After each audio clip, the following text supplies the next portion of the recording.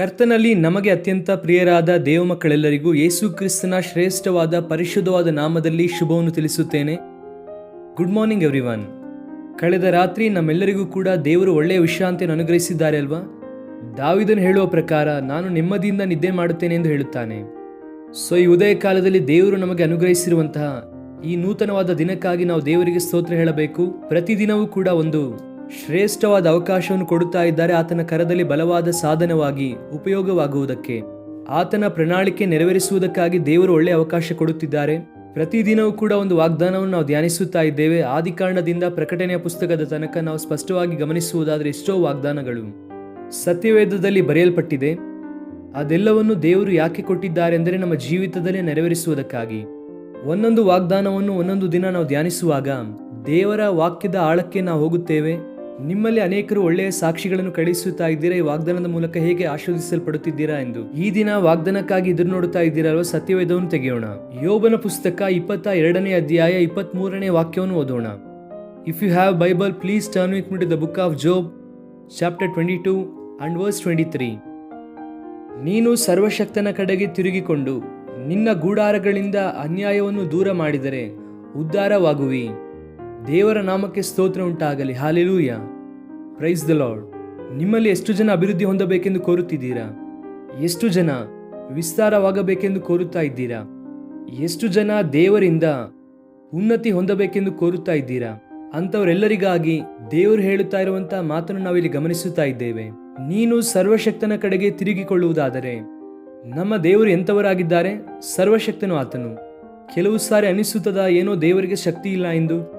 ನಿನಗಿರುವಂತಹ ಕಷ್ಟದ ನಿಮಿತ್ತವೋ, ಬಾಧೆಯ ನಿಮಿತ್ತವೋ, ಎಷ್ಟೋ ವರ್ಷಗಳಿಂದ ನೀವು ಎದುರಿಸುತ್ತಾ ಇರುವಂತಹ ಅಪಜಯದ ನಿಮಿತ್ತವೋ, ಏನೋ ರೀ ದೇವರಿಗೆ ಬಲವಿಲ್ಲವೇನೋ ರೀ, ಶಕ್ತಿ ಇಲ್ಲ ಅನಿಸುತ್ತೆ, ಆದ್ದರಿಂದ ಬಿಡಿಸುತ್ತಿಲ್ಲ ಎಂಬುದಾಗಿ ಅಂದುಕೊಳ್ಳುತ್ತಾ ಇದ್ದೀಯಾ? ದೇವರು ನಿನ್ನೊಂದಿಗೆ ಮಾತನಾಡುತ್ತಾ ಇದ್ದಾರೆ. ಆತನು ಸರ್ವಶಕ್ತನು, ಸರ್ವಶಕ್ತನಾದ ದೇವರು. ನೋಡಿ, ದೇವರಿಗೆ 3 ಪ್ರಧಾನವಾದ ಲಕ್ಷಣ ಇರಬೇಕು. ಒಂದು, ಆತನು ಸರ್ವ ಶಕ್ತನು, ಓಮ್ನಿಪೊಟೆಂಟ್ ಗಾಡ್. ಎರಡನೆಯದು ಸರ್ವ ಜ್ಞಾನಿ, ಓಮ್ನಿಶಿಯಂಟ್. ಮೂರನೆಯದಾಗಿ ಸರ್ವವ್ಯಾಪಿ, ಓಮ್ನಿ ಪ್ರೆಸೆಂಟ್ ಗಾಡ್. ಈಗ ಸರ್ವಶಕ್ತನು ಅಂದರೆ ಆತನ ಶಕ್ತಿಯು ಎಷ್ಟೋ ವಿಧಾನದಲ್ಲಿ ಪ್ರಕಟವಾಗಿದೆ. ಈ ಸೃಷ್ಟಿಯನ್ನೆಲ್ಲ ಮಾಡುವುದರ ಮೂಲಕ ದೇವರು ತನ್ನ ಶಕ್ತಿಯನ್ನು ಅಪಾರವಾಗಿ ಪ್ರಕಟಿಸಿದ್ದಾರೆ. ಸೂರ್ಯನನ್ನು ನೋಡಿರಿ, ಪ್ರತಿನಿತ್ಯವೂ ಕೂಡ ದಗದಗಿಸುವಂತಹ ಸೂರ್ಯನು ಅಪಾರವಾದ ಶಕ್ತಿ ಹೊಂದಿದೆ. ಸೂರ್ಯನನ್ನು ಉಂಟು ಮಾಡಿದಂತಹ ದೇವರಿಗೆ ಎಷ್ಟು ಶಕ್ತಿ ಇರುತ್ತದೆ ಎಂಬುದಾಗಿ ಆಲೋಚನೆ ಮಾಡಬೇಕು. ವಿಶ್ವದಲ್ಲಿ ಎಷ್ಟೋ ಗ್ರಹಗಳು, ಎಷ್ಟೋ ಕ್ಲಸ್ಟರ್ಸ್, ಸೂಪರ್ ಕ್ಲಸ್ಟರ್ಸ್, ಇವೆಲ್ಲವೂ ಕೂಡ ವಿಶ್ವದಲ್ಲಿ ಇದೆ. ಇದೆಲ್ಲವನ್ನು ಕೂಡ ತನ್ನ ಮಹತ್ವವುಳ್ಳ ಮಾತಿನ ಮೂಲಕವಾಗಿ ಉಂಟು ಮಾಡಿದಂಥ ದೇವರು ಎಷ್ಟು ಶಕ್ತಿವಂತನೆಂಬುದಾಗಿ ನೋಡಿರಿ. When he speaks, everything comes into existence. ಅಷ್ಟು ಶಕ್ತಿಯುಳ್ಳ ದೇವರು, ಸರ್ವಶಕ್ತನಾದ ದೇವರು. ಅಬ್ರಹಾಮನೊಂದಿಗೆ ಮಾತನಾಡುವಾಗ ಹೇಳುತ್ತಾರೆ, ನಾನು ಸರ್ವಶಕ್ತನಾದ ದೇವರು, ಆದ್ದರಿಂದ ನನ್ನ ಮುಂದೆ ದೋಷವಿಲ್ಲದವನಾಗಿ ಇರು, ನಾನು ನಿನ್ನನ್ನು ಆಶೀರ್ವದಿಸುತ್ತೇನೆ ಅಂದರು. ಈ ದಿನ ನಿನ್ನ ಜೀವಿತದಲ್ಲಿ ಯಾವತ್ತೂ ಕೂಡ ದೇವರ ಶಕ್ತಿಯನ್ನು ಕೀಳಾಗಿ ನೋಡಬೇಡ, ದೇವರ ಶಕ್ತಿಯನ್ನು ಸಂದೇಹ ಪಡಬೇಡ.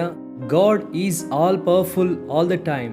ದೇವರು ಎಲ್ಲಾ ಸಮಯದಲ್ಲೂ ಕೂಡ ಸರ್ವಶಕ್ತನಾದ ದೇವರು. ಈಗ ನಾವು ಆತನ ಕಡೆಗೆ ತಿರುಗಿಕೊಳ್ಳುವುದಾದರೆ, ನೋಡಿ, ಸೂರ್ಯನ ಕಾಂತಿ ನಮ್ಮ ಮೇಲೆ ಬೀಳಬೇಕು ಅಂದ್ರೆ ಸೂರ್ಯನ ಕಡೆಗೆ ನಾವು ತಿರುಗಬೇಕು ಅಲ್ವಾ? ಒಂದು ಲೈಟಿನ ಕಾಂತಿ ನಮ್ಮ ಮೇಲೆ ಬೀಳಬೇಕು ಅಂದ್ರೆ, ಬೆಳಕು ನಮ್ಮ ಮೇಲೆ ಬೀಳಬೇಕು ಅಂದ್ರೆ ಬೆಳಕಿನ ಕಡೆಗೆ ನಾವು ತಿರುಗಬೇಕು. ದೇವರ ಕಡೆಗೆ ನಾವು ತಿರುಗುವುದು ಅಂದರೆ ಅದೇ. ಮೆಟನಾಯ್ ಎನ್ನುವಂತಹ ಮಾತನ್ನು ಗ್ರೀಕ್ ಭಾಷೆಯಲ್ಲಿ ಮಾನಸಾಂತರಕ್ಕೆ ಉಪಯೋಗಿಸಲ್ಪಟ್ಟಿದೆ. ಮೆಥನಾಯ್ ಅಂದರೆ changing our mind, changing our attitude. ನಮ್ಮ ಮನಸ್ಸು ಮಾರ್ಪಡುವುದು, ಆತನ ಕಡೆಗೆ ತಿರುಗುವುದು. ಒಬ್ಬ ದೈವ ಸೇವಕರು ಮಾನಸಾಂತರಕ್ಕೆ ಒಂದು ಒಳ್ಳೆಯ ಡೆಫಿನೇಷನ್ ಕೊಟ್ಟರು. ಅದೇನೆಂದರೆ, ಇದುವರೆಗೂ ಲೋಕದ ಕಡೆಗೆ ತಿರುಗಿದಂತಹ ನಾವು ದೇವರ ಕಡೆಗೆ ತಿರುಗುವಂಥದ್ದೇ ಮಾನಸಾಂತರ. ನಿಜವೇ? ಈ ದಿನ ನೀನು ಯಾರ ಕಡೆಗೆ ತಿರುಗಿದೀಯಾ?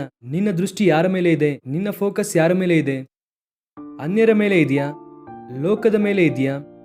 ಲೋಕ ಸಂಬಂಧವಾದ ಸಿದ್ಧಾಂತಗಳ ಮೇಲೆ ಇದೆಯಾ? ಯಾರ ಮೇಲೆ ಇದೆ ನಿನ್ನ ಫೋಕಸ್? ದೇವರಿಂದ ಒಂದು ಆಶೀರ್ವಾದವನ್ನು ಪಡೆಯಬೇಕೆಂಬುದಾಗಿ ಅಂದುಕೊಳ್ಳುವಾಗ ಯಾರ ಮಾತು ನಿನ್ನ ಮೇಲೆ ಪ್ರಭಾವ ಬೀರುತ್ತಿದೆ? ದೇವರ ಮಾತು ನಿನ್ನ ಮೇಲೆ ಪ್ರಭಾವ ಬೀರುತ್ತಾ ಇದೆಯಾ? ಆತನ ಕಡೆಗೆ ನೋಡುತ್ತಾ ಇದೆಯಾ? ನಿನ್ನ ನಂಬಿಕೆಗೆ ಕರ್ತನಾಗಿರುವಂತಹ ದೇವರ ಕಡೆಗೆ ನೋಡುತ್ತಾ ಇದೆಯಾ? ಅದನ್ನು ಮುಂದೆ ಸಾಗಿಸುವಂತಹ ದೇವರ ಕಡೆಗೆ ದೃಷ್ಟಿಸುತ್ತಾ ಇದೆಯಾ? ಒಂದು ವೇಳೆ ಇಲ್ಲಿಯ ತನಕ ಇಲ್ಲದೆ ಹೋಗಿದ್ದರೆ ಈಗ ದೇವರ ಕಡೆಗೆ ತಿರುಗಬೇಕು. ಇದುವರೆಗೂ ಅನೇಕ ಕಡೆ ತಿರುಗಿದೆಯೇನೋ, ತಿರುಗಿ ಬಳಲಿ ಹೋಗಿದೆಯೇನೋ? ನಮ್ಮ ಕ್ರೈಸ್ತ ಸಭೆಯಲ್ಲಿ ಒಂದು ಒಳ್ಳೆಯ ಹಾಡನ್ನು ಹಾಡುತ್ತೇವೆ ಅಲ್ವಾ? ಎಷ್ಟು ದೂರವಾದರೂ ಎಷ್ಟು ಭಾರವಾದರೂ ಯೇಸುವಿನ ಕಡೆಗೆ ತಿರುಗು ಎಂದು. ಅನೇಕ ಸಾರಿ ಲೋಕವೆಲ್ಲ ತಿರುಗಿ ತಿರುಗಿ ಬಳಲಿ ಹೋಗಿದೆಯೇನೋ, ಒಂದು ಸಾರಿ ದೇವರ ಕಡೆಗೆ ತಿರುಗು.